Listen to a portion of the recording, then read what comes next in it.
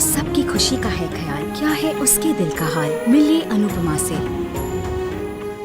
हम बाहर तो नहीं हो जाएंगे कान्हा जी? अनुज कैफे! अनुज कैफे! अनुज कैफे!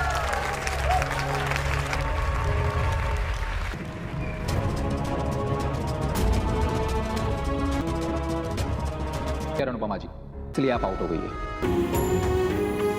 हम बात करने वाले हैं अनुपमा सीरियल को लेकर। हाल फिलहाल में अभी क्या चल रहा है अनुपमा में, तो वीडियो देखें। इसके बाद लास्ट अनुपमा सीरियल में दिखाया जाता है कि बाकी जाती है अनुपमा के घर और अनुपमा के हाथ से एक पेपर होता है, वो छीन लेती है और देखती है कि उस पेपर में घर का प्रोजेक्ट बना हुआ है।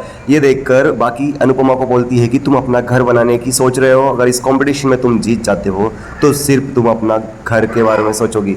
लेकिन यहाँ बाकी बोलती है कि मैं ऐसा हरगिज़ नहीं होने दूंगी, अगर तुम इस कंपटीशन में जीतती हो उसका पैसा मेरी बेटी ईशू को भी मिलना चाहिए। इसके बाद में दिग्विजय कहता है कि तुम्हें इतना सेल्फिश नहीं होना चाहिए, अनुपमा के हाथ में चोट लगी है, तुम्हें ये नहीं दिख रहा है। इतने में बाकी बोलती है कि अगर तुम इस कंपटीशन में हार जाओगी इस हाथ की वजह से तो पैसा हमें नहीं मिलेगा। इतनी ज़्यादा सेल्फिश बातें करती है। और इसके बाद में ईशू कहती है कि मम्मी आप इतना सेल्फिश कैसे हो सकते हो, आप इस तरह से बातें मत करो अनुमा से।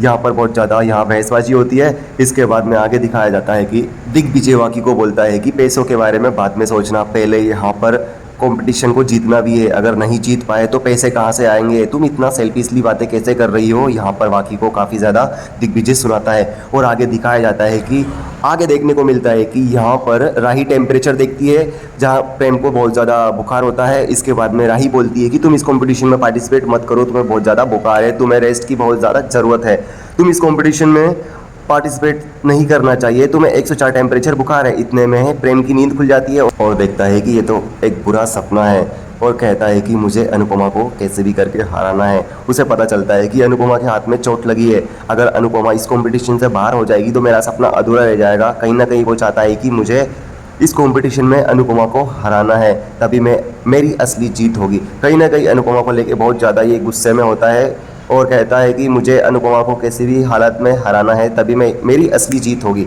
इसके बाद में आगे दिखाया जाता है कि अनुपमा एक कोने में बैठी होती है और अपनी चोट को देखकर रोती है और कहती है कि मैं इस तरह हार नहीं मान सकती, मुझे इस कंपटीशन में जीतना पड़ेगा, नहीं तो मैं अपना सपनों का घर नहीं बना पाऊंगी।